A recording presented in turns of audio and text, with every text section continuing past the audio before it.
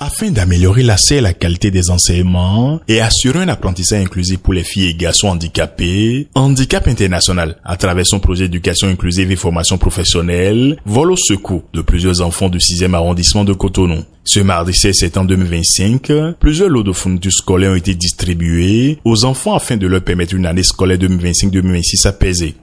Depuis plusieurs années, le Bénin a fait des pas importants pour rendre son système éducatif plus inclusif.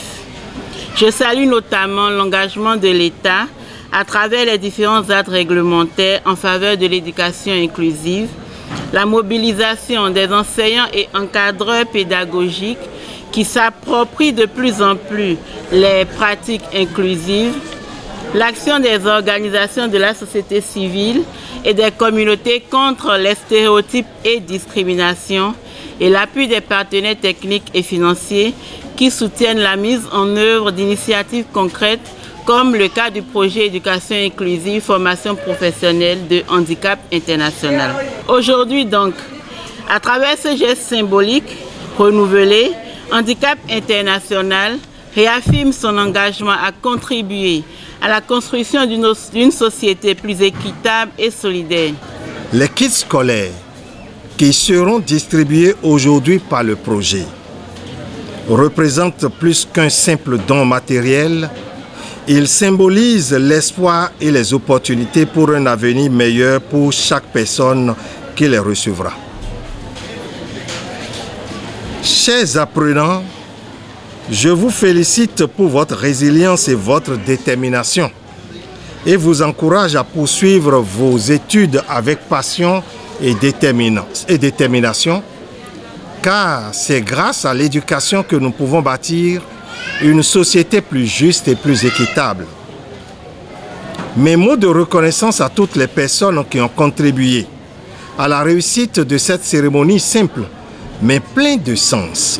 Grâce à cette noble initiative, au moins 700 enfants handicapés et vulnérables des écoles primaires publiques et collèges d'enseignement général de Cotonou et d'Abomey-Calavi recevront plusieurs kits scolaires. C'est pour vous dire que le handicap ou la vulnérabilité n'est pas une fatalité, c'est juste des états qu'on peut dominer. Apprenez donc comme tous les autres enfants, faites bien et bon usage des kits qu'on va vous remettre pour remercier et montrer que vous pouvez vraiment si vous êtes accompagné. Chaque année, nous avons toujours leur soutien. Soyez grandement remerciés. Et à travers la HI, les différents partenaires qui œuvrent pour que cette opération s'effectue chaque fois. Merci à vous. La distribution des kits scolaires coïncidait avec la visite de Madame Véronique Toinfodé, ministre des Affaires sociales de la microfinance, au centre de promotion sociale de Sainte-Cécile. Selon l'adage, le hasard n'existe pas. Grande était donc la joie de ses enfants. Merci à tous. Merci maman. Achille, merci beaucoup. Merci beaucoup. À la suite de ces enfants, c'est le tour de ceux du Centre de promotion sociale des aveugles de Segbea de recevoir l'équipe de Handicap International. Pour cette remise au niveau du CPSA de Segbea, nous avons 100 cahiers de 50 feuilles braille, 10 calculatrices parlantes, 20 ardoises accompagnées de stylets, 10 cubes braille de paquets de 100, 20 cubes à rythme braille et 75 lots de 250 feuilles braille. Tout le personnel, les apprenants et moi venons vous dire un sincère merci. Merci au projet Éducation inclusive qui se bat chaque jour pour que tous les enfants, surtout ceux vulnérables, puissent bénéficier du droit à l'éducation. À Akpakpa, le centre de promotion sociale des aveugles de Segbea n'est pas le seul à recevoir l'équipe de Handicap International. Il y a eu également ceux du collège d'enseignement général, situé à quelques mètres du CPSA. Ici, la situation est un peu particulière et il s'agit d'un don complémentaire. Il faut déjà le dire, on était là déjà courant l'année pour quelques dons et ces dons-là sont spécifiquement pour l'apprentissage de vos enfants handicapés visuels qui sont ici dans l'établissement. Alors avant on avait donné une imprimante braille c'est l'imprimante qui permet de pouvoir faire les transcriptions en braille au profit de ces enfants que vous encadrez. Et à la suite de ces équipements qu'on a donnés, il y a eu une doléance suite à une rencontre que nous avons faite avec le personnel de transcription, qui était d'avoir un canal d'insonorisation par rapport à l'imprimante. Parce que l'imprimante braille, c'est une imprimante qui fait beaucoup de bruit. Et au-delà de ça, il y a un équipement qui permet de contrer le bruit et également de le rendre plus performant. Et après ça, ils ont fait également une autre doléance par rapport au scanner.